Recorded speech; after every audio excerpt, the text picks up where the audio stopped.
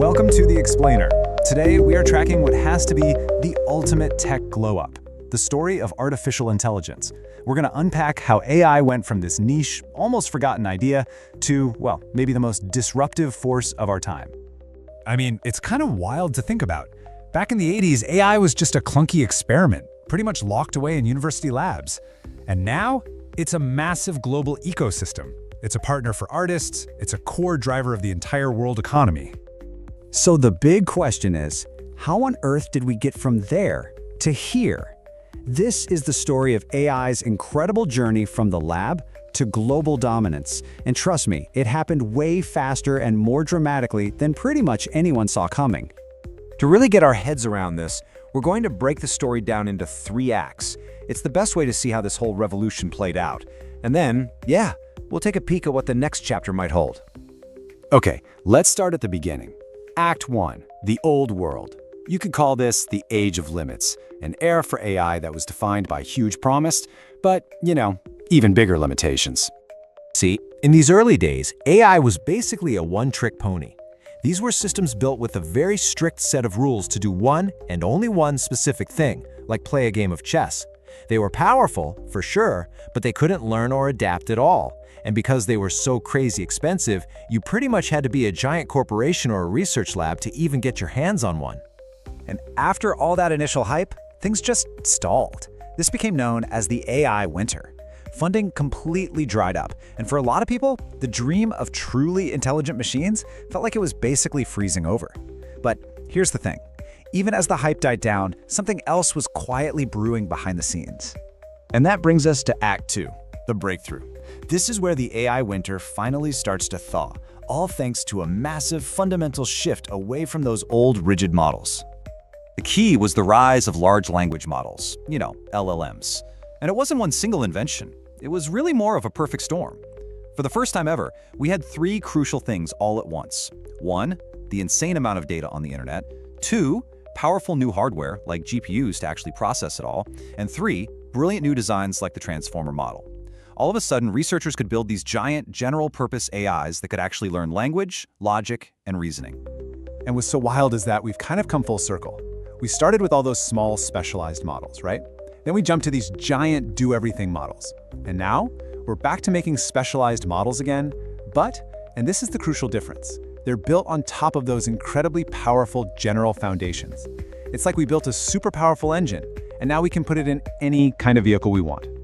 And that leads us right into Act 3, the new age. Because over the last decade or so, AI didn't just move forward, it exploded. It burst into the mainstream in what you can only really call a Cambrian explosion of new ideas. All of a sudden, AI wasn't just some research project anymore. No, it was a critical business tool. And I mean, just look at these numbers from Stanford's AI Index. In 2024, a staggering 78% of organizations were using AI. That's up from just 55% the year before. That's not growth, that's a rocket ship. And of course, this corporate adoption was fueled by an absolute tidal wave of money. The US jumped out to a commanding lead, pouring $109 billion into private AI in 2024 alone. I mean, to put that in perspective, that's almost 12 times more than China. The global race was officially on. And the result of that race is what you're seeing here, this incredibly rich, competitive ecosystem. It's not about one best AI anymore. It's about having a whole toolbox of specialized AIs. You've got your GPT for raw power, Anthropic's Claude for more structured reasoning, and then Meta's Llama for all the developers who want to tinker and customize. It's a totally different ballgame. But just when we were all getting our heads around AI that could understand text, the next giant leap was already happening. Multimodal LLMs.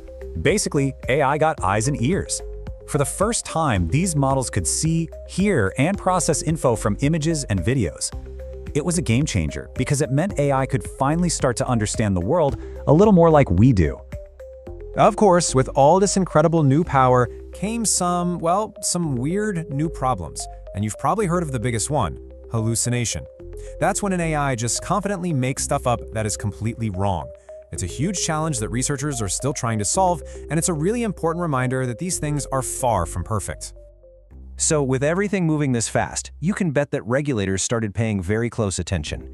Now, governments all over the world are in a mad dash to figure out the rules of the road for AI. You've got the EU's Big AI Act, a flood of new laws in the US, a whole global conversation is kicking off about how to balance all this innovation with safety.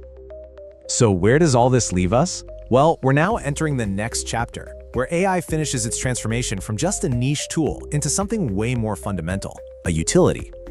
And this right here is probably the most important takeaway of this whole story. The real power of electricity wasn't just the spark, right? It was the light bulb, the refrigerator, the entire modern world we built on top of it. AI is becoming that same kind of platform, that new infrastructure for innovation. Its true value is going to come from all the incredible things that people build with it. When you look back at the whole journey, it is just remarkable. From those narrow systems in the 80s, to the big breakthrough, to the mainstream explosion we have today, we are now officially entering the utility age. And the wildest part is, the next chapter of this story is only just beginning. So now I gotta ask you, looking back at this whole wild ride, what was the one milestone that really shocked you the most? Was it that first leap to general intelligence, or maybe just the sheer speed of how fast business adopted it? Drop a comment below. I'd love to know what you think.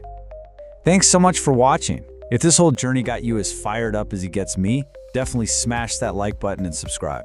Because this story is far from over, and we are going to be right here to unpack it all together.